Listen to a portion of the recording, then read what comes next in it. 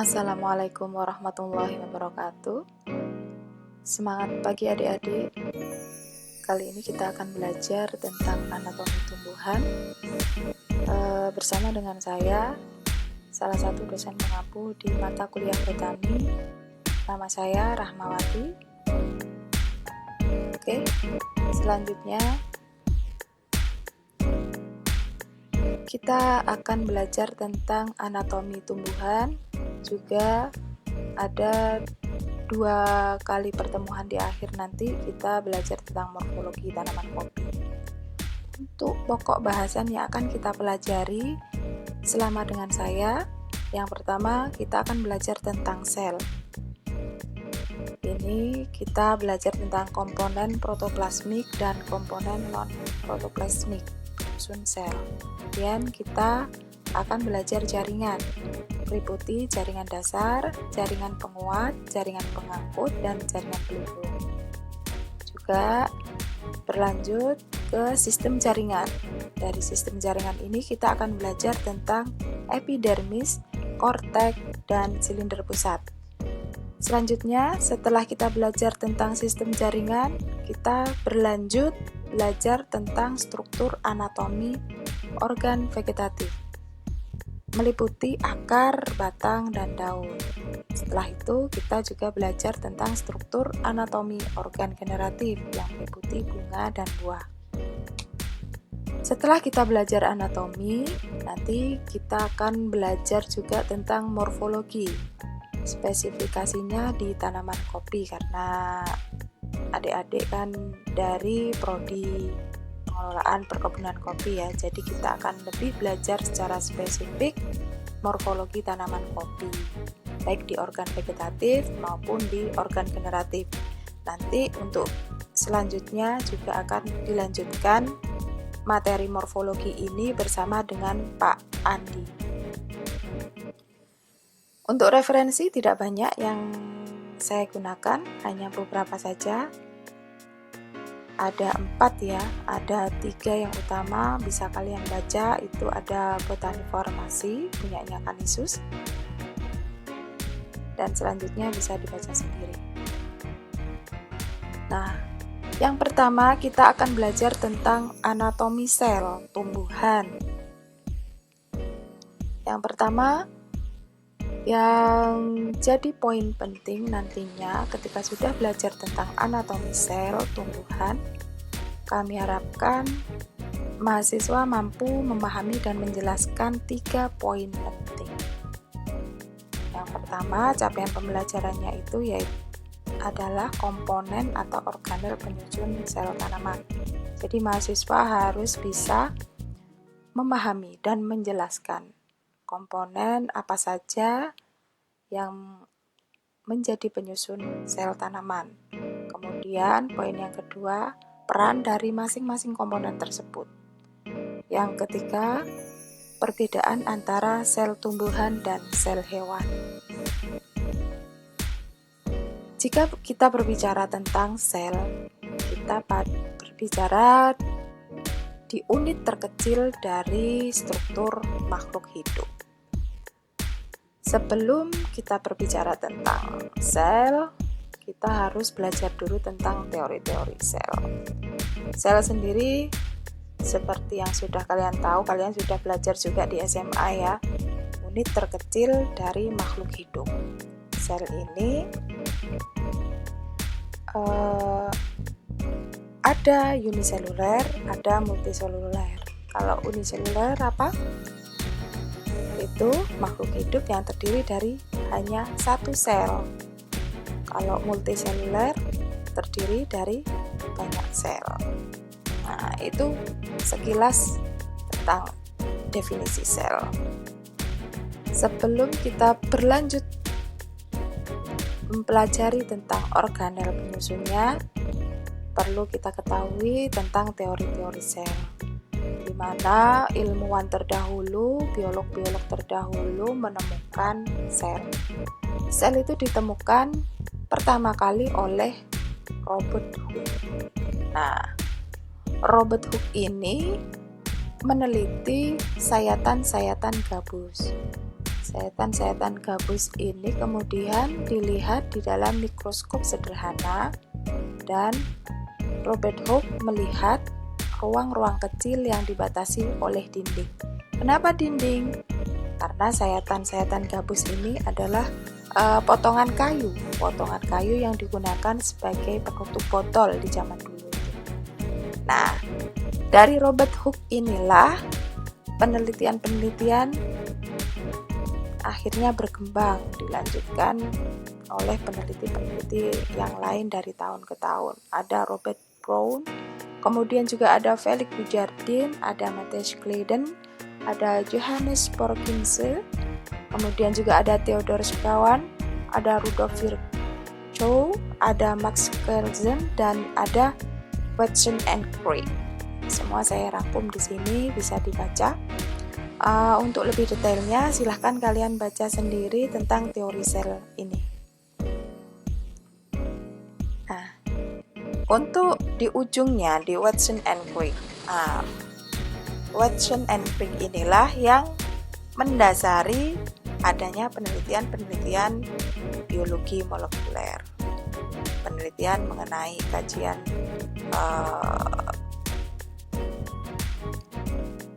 materi kinetik, belajar tentang materi kinetik, kemudian juga berbicara tentang pemuliaan dan sebagainya, rekayasa genetika dan lain sebagainya. Ini Watson and Crick inilah yang mendasarinya. Nah, sekilas tentang belajar teori sel. Berlanjut kita ke komponen sel.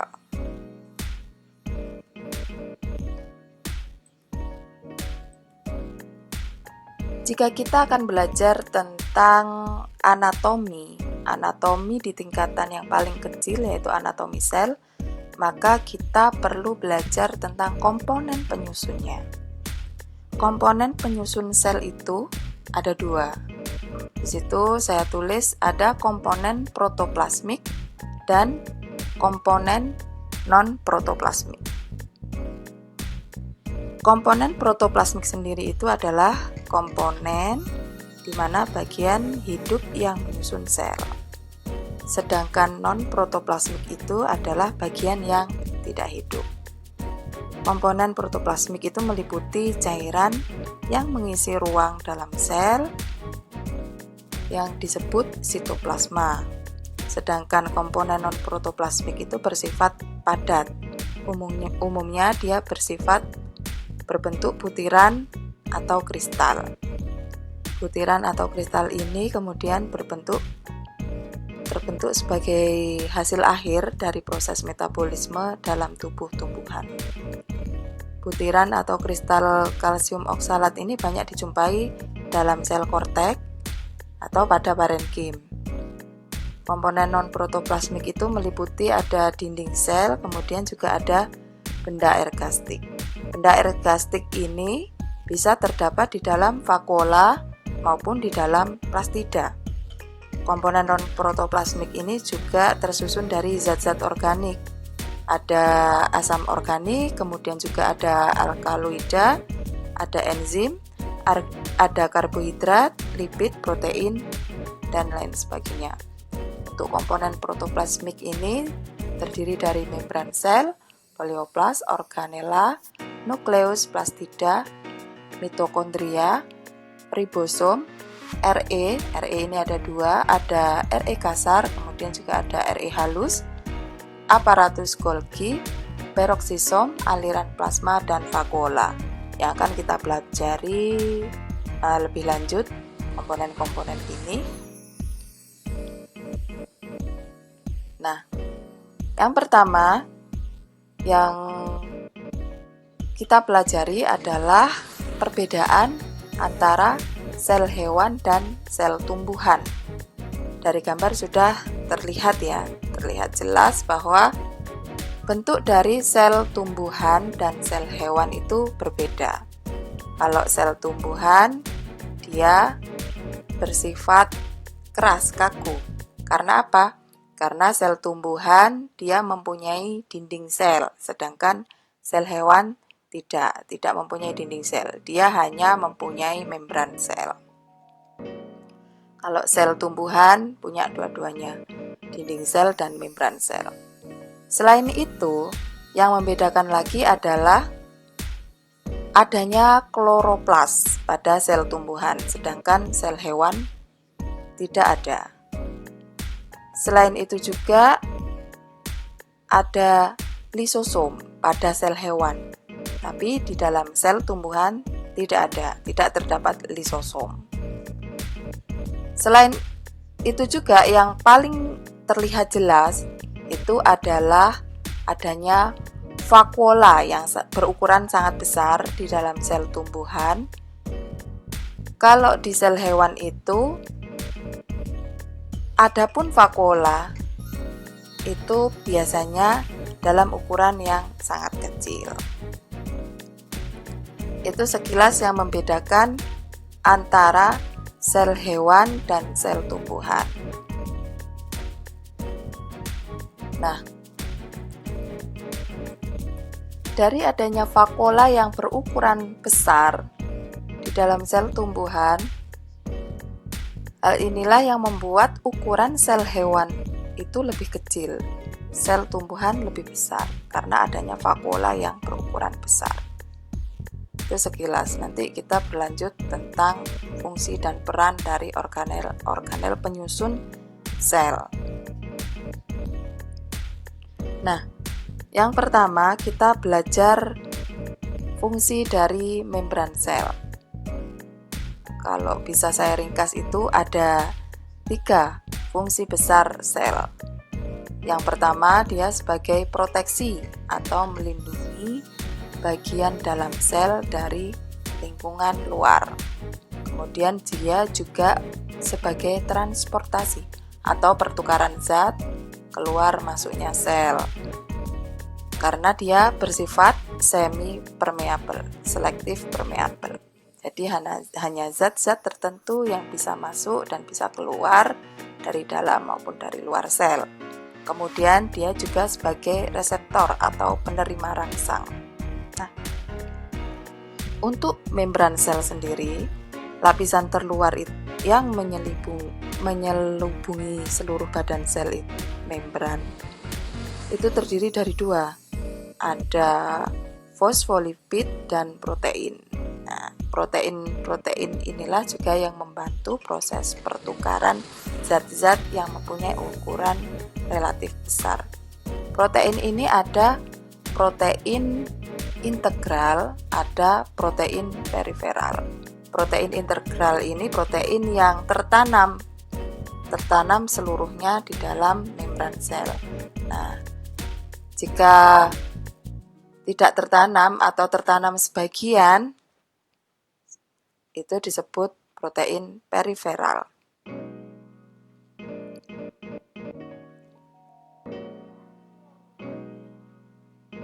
Sifat selektif permeable tersebut menunjukkan bahwa membran sel hanya dapat dilalui oleh zat-zat maupun ion-ion tertentu. Zat-zat tersebut diantaranya meliputi ada asam amino, glukosa, dan juga gliserol.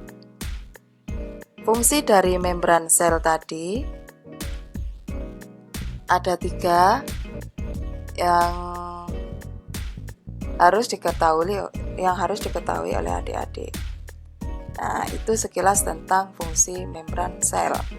Kemudian kita juga belajar tentang dinding sel. Dinding sel ini adalah komponen non-protoplasmik.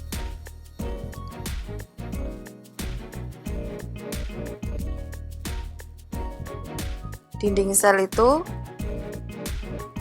merupakan penyusun sel tumbuhan yang tersusun atas serat-serat. Ada selulosa, hemiselulosa, ada pektin, ada lignin. Sehingga membuat dinding sel ini menjadi kaku. Nah, ini hanya terdapat di dalam sel tumbuhan.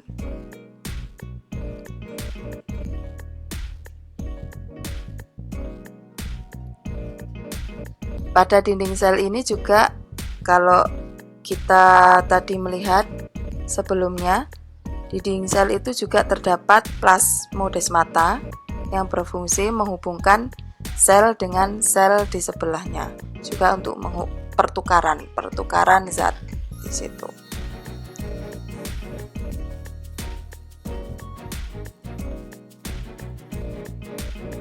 Nah, pada dinding sel ini, jika sel yang masih muda hanya memiliki dinding primer saja, dan dia bersifat semi-permeabel.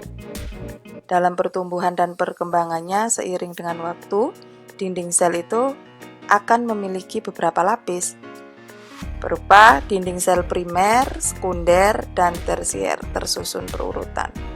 Selama proses pertumbuhan dan perkembangan, sel akan mengalami diferensiasi, sehingga penebalan dinding sel disesuaikan dengan fungsi sel yang dibentuk pada saat diferensiasi tersebut.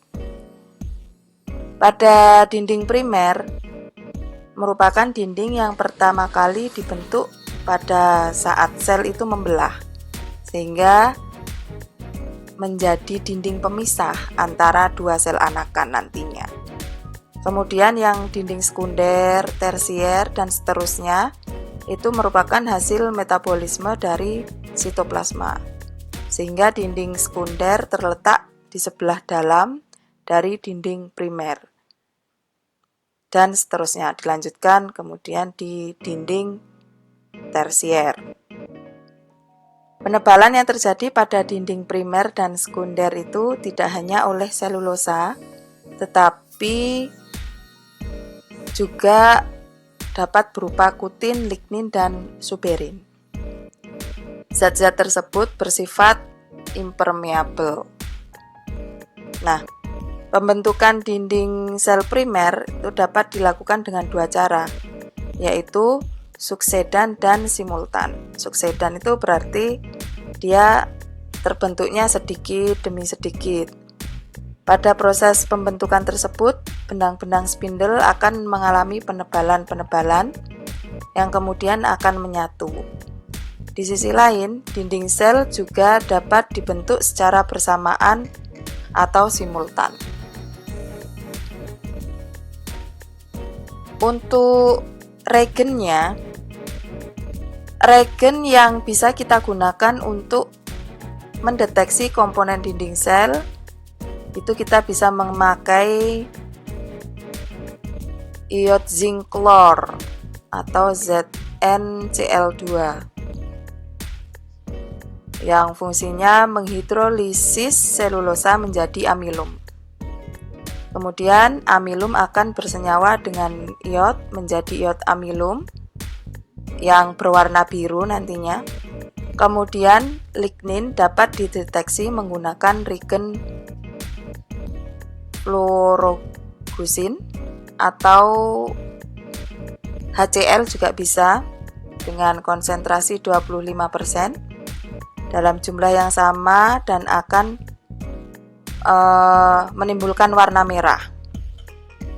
Sedangkan suberin itu bisa kita deteksi menggunakan reagen sudan dalam alkohol. Dia akan memberi warna merah. Pada kutin juga seperti itu. Beberapa tumbuhan dinding selnya ada yang mengandung lilin. Lapisan paling luar itu terkadang ada yang mengandung lilin.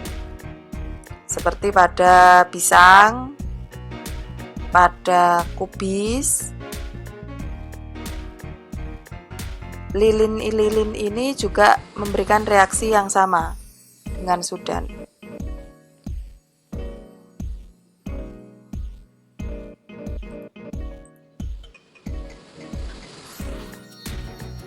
Berikutnya, kita akan belajar tentang fungsi dari masing-masing organel penyusun sel tadi. Yang pertama kita belajar tentang nukleus. Pada gambar di sebelah kanan bisa kalian lihat, itu adalah gambar nukleus.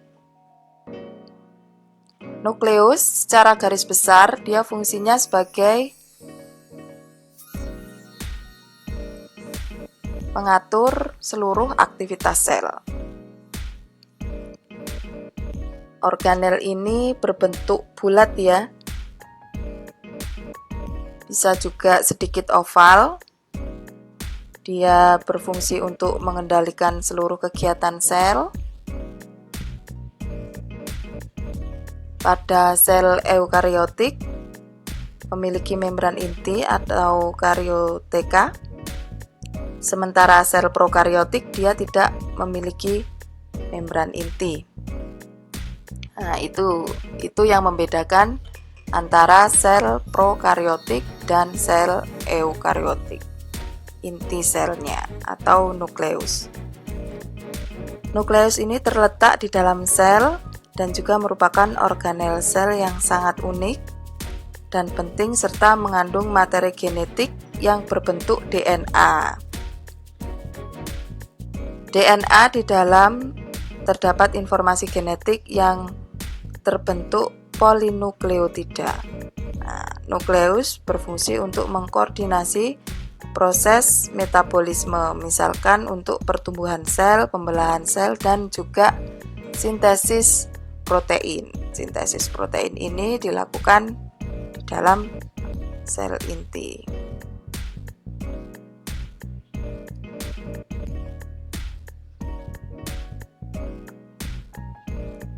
Di dalam inti itu susunannya dia ada pembungkus atau membran nukleus. Membran nukleus ini terdiri dari dua selaput. Ada selaput luar, kemudian juga ada selaput dalam. Di antara dua selaput tersebut terdapat celah sempit yang biasanya disebut dengan perinukleus atau intermembran space. Selaput luar banyak sekali ditempeli oleh ribosom karena terhubung langsung dengan sitoplasma. Nukleus berfungsi sebagai pintu yang dapat menghubungkan antara nukleoplasma dan sitoplasma. Sitoplasma berada di luar inti sel. Nukleoplasma sendiri itu adalah cairan kental yang mengisi bagian dalam nukleus. Nukleoplasma tersusun dari asam nukleat, ada DNA, kemudian juga ada RNA, ada protein dan juga mineral garam di dalam nukleoplasma. DNA dan RNA inilah merupakan materi pembawa sifat genetik yang terkandung di dalam nukleoplasma. Jika kedua materi genetik ini bergabung dengan protein, biasa disebut dengan nukleoprotein. Fungsi dari nukleoplasma, cairan nukleus, itu diantaranya sebagai suspensi bagi organel sel yang terdapat di dalam nukleus. Kemudian dia juga berfungsi untuk mempertahankan bentuk nukleus. Selain itu, dia juga berfungsi sebagai media transportasi zat-zat yang telah dibutuhkan oleh nukleus. Nah, di dalam nukleus itu sendiri juga terdapat kromatin dan kromosom. Kromatin, butiran-butiran yang tersebar di dalam nukleus. Sedangkan kromosom itu adalah kromatin yang berubah menjadi benang-benang halus pada saat sel sedang membelah. Fungsi kromatin untuk membawa informasi genetik yang berguna dalam pengendalian seluruh aktivitas sel nantinya. Di dalam nukleus itu ada nukleolus atau anak inti. Nah, nukleolus ini adalah organel sel yang terdapat di dalam nukleus. Di dalamnya nukleus. nukleolus memiliki ukuran lebih besar dari kromatin. Komposisi dari nukleolus sebagian besar terdiri dari benang-benang halus DNA. Fungsi dari nukleolus yaitu sebagai tempat berlangsungnya sintesis RNA. Dalam nukleolus terdapat informasi genetik yang dibawa oleh DNA, kemudian diuraikan sehingga menghasilkan rRNA. Yang nantinya molekul rRNA inilah berfungsi sebagai penyusun organel ribosom dalam sitoplasma nantinya. Nah, itu fungsi dari ribosom dan seluruh proses yang ada di dalam inti sel. Nah, kita berlanjut ke organel terdekat dari inti sel. Ada RE. Nah, ini RE ada dua macam ya. Ada RE kasar, kemudian juga ada RE halus. Untuk RE kasar sendiri, fungsinya adalah sebagai transportasi protein. Untuk RE halus, dia sebagai sintesis lemak. RE ini merupakan organel sel penghubung antara nukleus dengan sitoplasma di dalam sel tumbuhan. Juga merupakan jaringan interkoneksi. RE berbentuk ruangan labirin. Dia berbentuk ruangan labirin. Membran pada RE terlihat berliku-liku seperti pada gambar, bisa dilihat gambar di atas. Ada dua ya tadi RE-nya. RE kasar permukaannya itu ditempeli dengan butiran-butiran ribosom, sedangkan RE halus tidak ditempeli ribosom.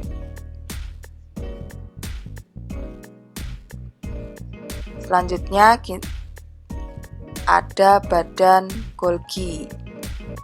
Nah,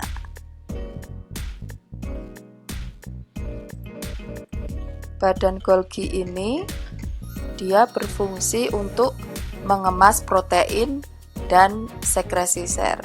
Jadi ribosom yang sudah dikemas di dalam RE tadi, yang sudah keluar dari RE tadi, kemudian dikemas oleh badan Golgi. Selanjutnya di mitokondria.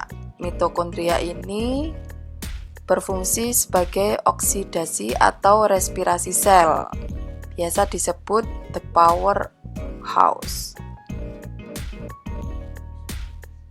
Dia mempunyai struktur yang amat kompleks. Mitokondria itu tempat berlangsungnya respirasi, membentuk energi ATP, pembentukan energi ATP, dan juga sebagai sumber energi pada tingkat seluler. Mitokondria itu memiliki enzim-enzim yang berperan untuk mengatur siklus Krebs atau sitokrom.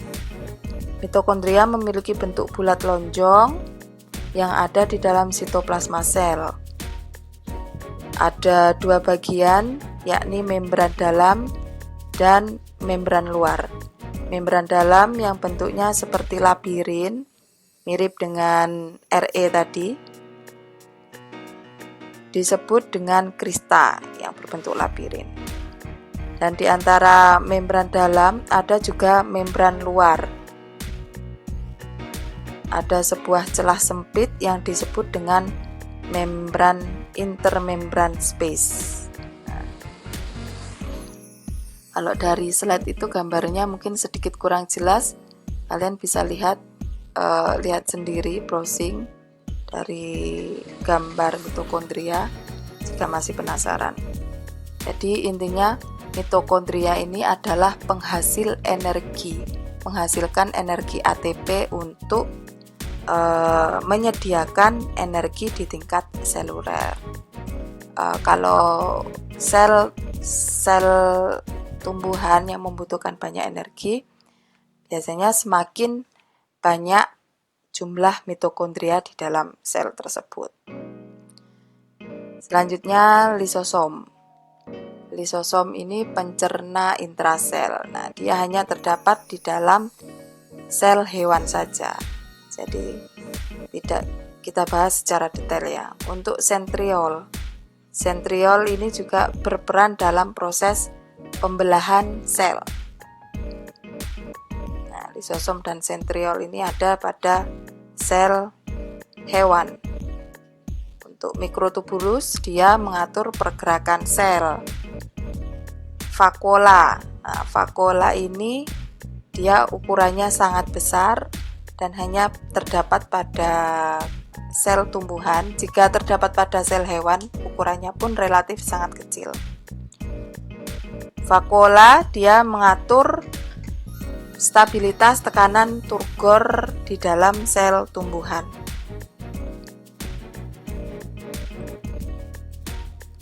Vakuola ini dia berbentuk seperti kantung. Di dalamnya terdapat cairan berupa larutan garam-garam mineral, ada gula, ada oksigen, ada asam organik, CO2, ada pigmen, ada enzim, dan sisa metabolisme yang lain yang dikelilingi oleh selapis membran yang disebut tonoplas. Nah, vakuola adalah organel terbesar pada sel tumbuhan dan merupakan organela yang berfungsi untuk menimbun sisa-sisa metabolisme sel. Selain itu, vakuola juga untuk mengurai. Dia sebagai pengurai molekul-molekul sederhana. Fungsinya itu mirip sama dengan lisosom pada sel hewan.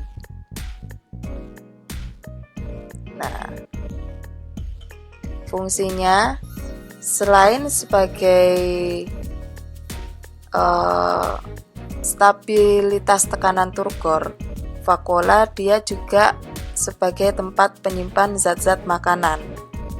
Seperti saya sebutkan tadi, ada protein, ada gula,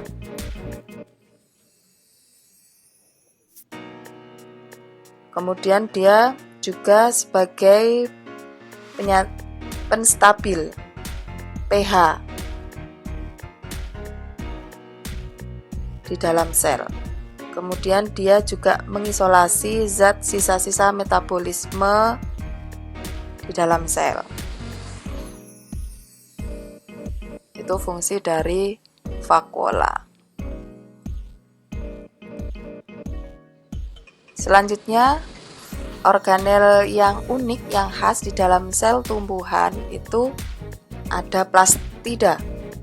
Organel sel tumbuhan ini dia bersifat hidup. Plastida umum terdapat pada sel tumbuhan yang masih muda. Letaknya di dalam sitoplasma tentunya, di luar inti sel dan terlihat jelas di bawah mikroskop sederhana. Plastida sangat bervariasi ukurannya, bentuknya juga. Pada sel-sel tumbuhan, pada organ berbunga, biasanya terbentuk piringan kecil. Biasa dinamakan dengan biconvex. Plastida berperan dalam proses fotosintesis. Plastida adalah bagian dari sel yang bisa ditemui pada alga dan tumbuhan. Ada beberapa jenis plastida ya. Jadi plastida yang mempunyai warna hijau itu biasa disebut dengan kloroplas. Nah, kloroplas ini yang berfungsi untuk proses fotosintesis. Kemudian juga ada kromoplas. Kalau kromoplas itu mengandung pigmen selain klorofil, selain pigmen hijau. Sedangkan yang leukoplas dia tidak mengandung pigmen. Ada 3, ada amiloplas, ada proteoplas, ada lipidoplas.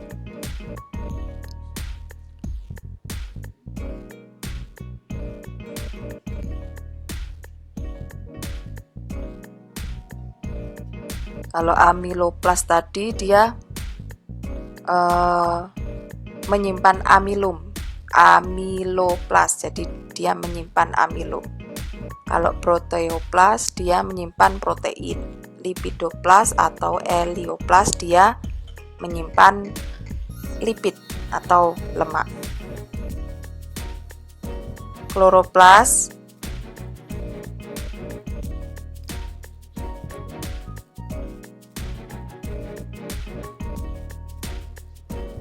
tadi memiliki klorofil atau zat hijau daun. Dia berarti dia bersifat autotrof, mampu menghasilkan makanan sendiri. Kloroplas dimiliki oleh sel-sel yang berklorofil, tidak hanya pada tumbuhan, alga pun punya. Lumut, kemudian juga tumbuhan paku, dan tumbuhan bunga. Kloroplas mempunyai bentuk beraneka ragam ya, tetapi pada umumnya berbentuk bulat atau lonjong atau oval, seperti pada gambar yang paling bawah. Kloroplas pada sel tumbuhan tingkat tinggi mempunyai ukuran sekitar 4-6 pikometer. Setiap sel mengandung 20-40 kloroplas per milimeter persegi. Apabila jumlahnya masih kurang mencukupi, biasanya kloroplas dapat membelah diri. Namun jika jumlahnya berlebihan, maka jumlah kloroplas akan rusak. Kloroplas tersusun atas membran, yaitu membran luar dan membran dalam. Kemudian membran luar mempunyai permukaan rata yang berfungsi mengatur keluar masuknya zat. Membran dalam membungkus cairan kloroplas yang disebut stroma. Membran dalam kloroplas melipat ke arah dalam dan membentuk lembaran-lembaran yang disebut tilakoid. Pada tempat-tempat tertentu, tilakoid bertumpuk-tumpuk membentuk badan seperti tumpukan uang logam. Nah, bisa dilihat di gambar itu tadi.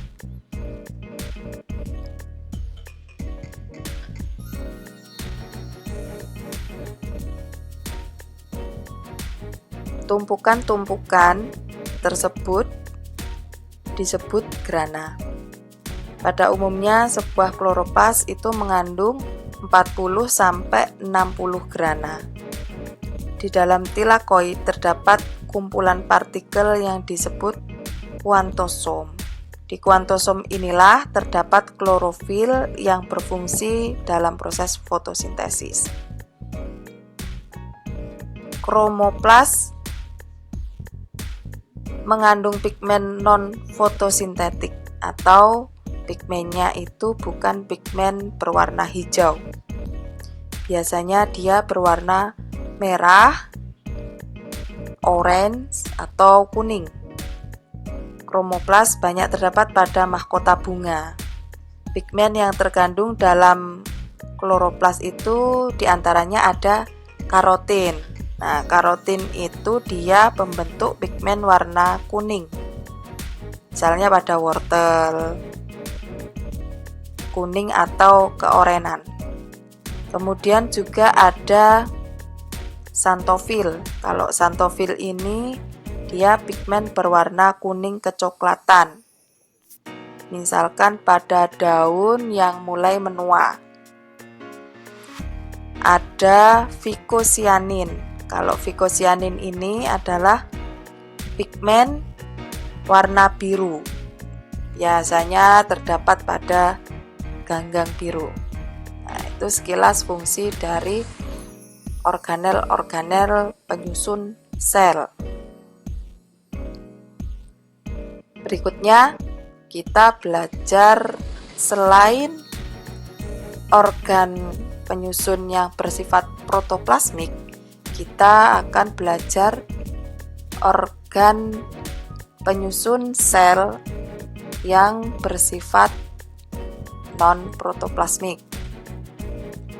Organel penyusun sel tadi sudah kita pelajari di atas, sedangkan kita kita berlanjut lagi ke komponen penyusun sel yang bersifat non-protoplasmik. Ada dinding sel, kemudian juga ada benda ergastik. Dinding sel tadi sudah saya jelaskan di atas. Kita berlanjut di benda ergastik. Benda ergastik itu berupa zat-zat yang terdapat di dalam sel maupun di dalam vakuola. Ini ada bersifat padatan, kemudian juga ada bersifat cairan. Benda ergastik dapat berupa cairan maupun padatan. Benda ergastik yang berupa padatan itu ada butir amilum, ada butir aleuron, ada kristal kalsium oksalat, ada kalsium karbonat. Kemudian benda ergastik yang bersifat cair, ada asam-asam organik, ada alkaloida, minyak atsiri, minyak lemak, dan tanin. Nah, untuk butir amilum itu merupakan suatu senyawa yang merupakan polimerasi dari glukosa yang dibentuk dan disimpan dalam amiloplas. Nah, titik permulaan terbentuknya butir amilum disebut hilus atau hilum. Hilus, nah, ini bisa dilihat di gambar. Hilus akan dikelilingi oleh suatu lamela-lamela. Berdasarkan letak hilusnya, butir amilum itu dapat digolongkan menjadi dua. Ada butir amilum eksentris dan butir amilum konsentris. Butir amilum dikatakan bertipe konsentris jika hilus berada di tengah dan dikatakan bertipe eksentris jika hilus berada di tepi. Butir amilum yang memiliki hanya satu hilus dalam setiap butir dinamakan butir amilum tunggal. Butir amilum majemuk terjadi apabila dalam satu butir amilum mengandung lebih dari satu hilus yang dikelilingi oleh lamela-lamela. Butir amilum setengah majemuk merupakan suatu butir amilum yang memiliki lebih dari satu hilus yang dikelilingi oleh lamela-lamela sendiri. Kemudian ada beberapa lamela lagi yang mengelilinginya. Butir amilum ini dapat terdeteksi menggunakan regen Iki yang akan membentuk warna biru dari amilum. Nah, bisa kita lihat gambarnya. Ini ada beberapa tipe butir amilum berdasarkan letak hilusnya. Nah, kalau yang A di gambar paling kiri, yang huruf A kecil itu dia, nah, ini tunggal eksentris, hilusnya berada di tepi. Kemudian dia ada cuman satu, makanya dia disebut tunggal eksentris. Nah, yang B ini, B majemuk eksentris, karena hilusnya ada lebih dari satu dan letaknya di tepi. Yang C, nah ini ya C ya. Nah, ini C ini konsentris. Dia pas di tengah titik hilusnya. Sedangkan di gambar B Gambar yang kedua dari kiri.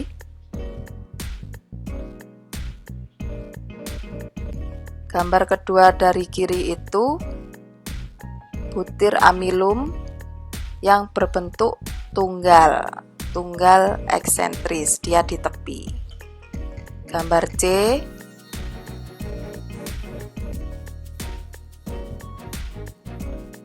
gambar C ini dia konsentris. Gambar D, pada ini butir-butir amilum pada jagung.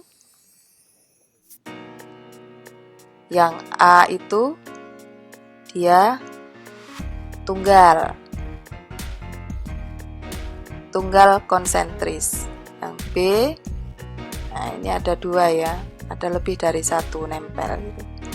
Jadi dia disebut majemuk konsentris. Nah, itu tentang butir amilum. Sedangkan untuk bentuk-bentuk kristal kalsium oksalat bisa dilihat di gambar.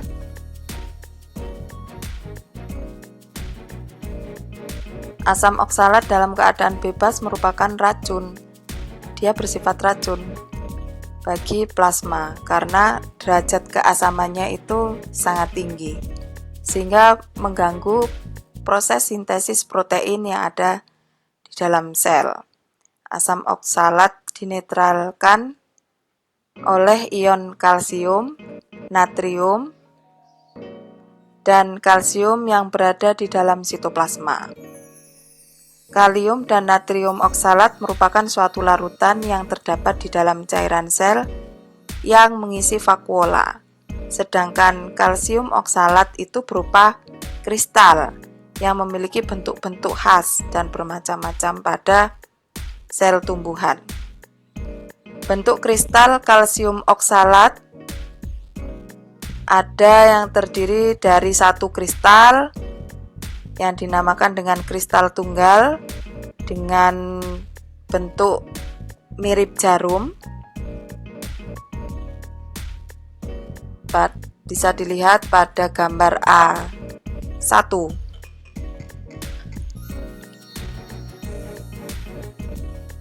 Kemudian juga selain berbentuk kristal,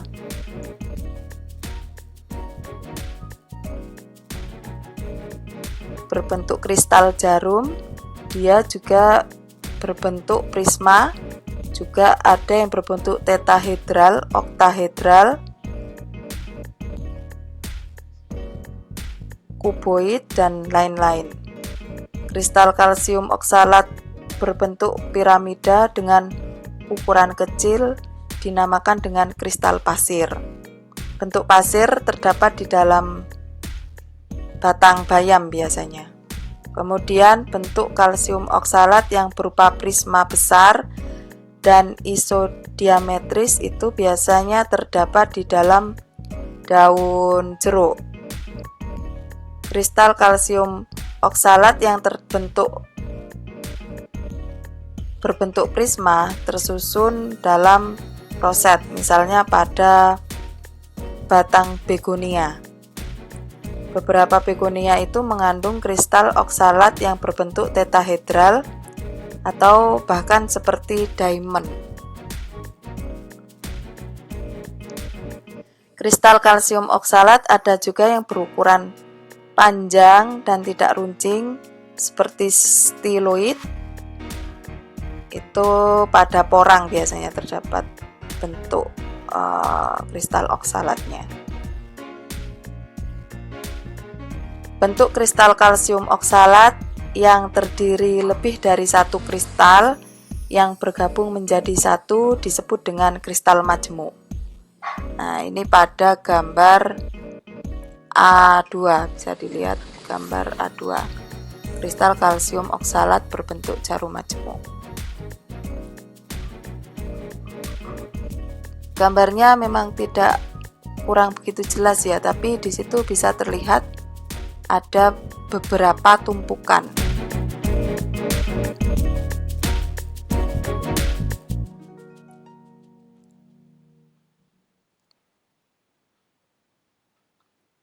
Kristal kalsium oksalat majemuk ada yang merupakan kumpulan dari rafida tersusun dalam roset. Terdapat pada akar biasanya. Kristal oksalat berbentuk jarum yang menyatu seperti sapu, dapat kita temui pada daun aloe vera. Kristal kalsium oksalat dapat diidentifikasi menggunakan regen asam asetat.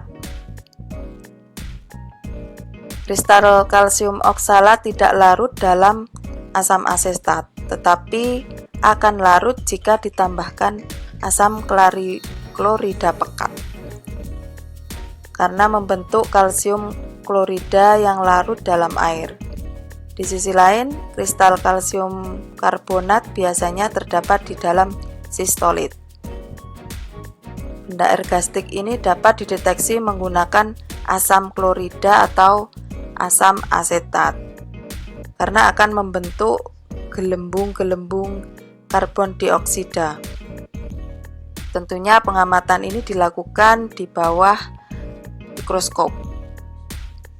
Baru kita bisa melihat secara detail bentuk-bentuk dari kristal kalsium oksalat menggunakan regen yang sudah saya sebutkan tadi, yaitu asam asetat, atau bisa juga menggunakan asam klorida.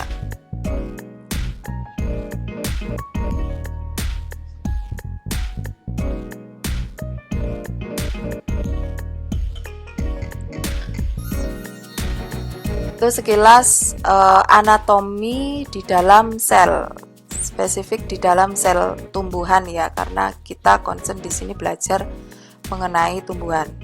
Jadi sekilas tentang anatomi tumbuhan di tingkat sel. Untuk lebih jelasnya bisa dibaca-baca juga di dalam modul yang sudah saya publish di Google Classroom, bisa dibaca. Untuk minggu depan kita belajar di tingkatan jaringan, anatomi tumbuhan di tingkatan jaringan. Untuk pertemuan pada hari ini, silahkan ada sedikit tugas sebagai bentuk feedback mahasiswa yang telah menyimak video saya dan telah membaca modul. Silahkan dijawab 4 pertanyaan di slide, kemudian silahkan dikumpulkan di dalam Google Classroom. Untuk format penamaan filenya sesuaikan, di situ ada penamaan filenya memakai huruf besar, tugas 1, kemudian spasi nama lengkap, spasi name. Kirimkan di hari yang sama di Google Classroom paling lambat pukul 12 kurang 1 menit. Sekian dari saya, semoga bermanfaat. Jumpa lagi kita di pertemuan minggu depan. Terima kasih. Wassalamualaikum warahmatullahi wabarakatuh.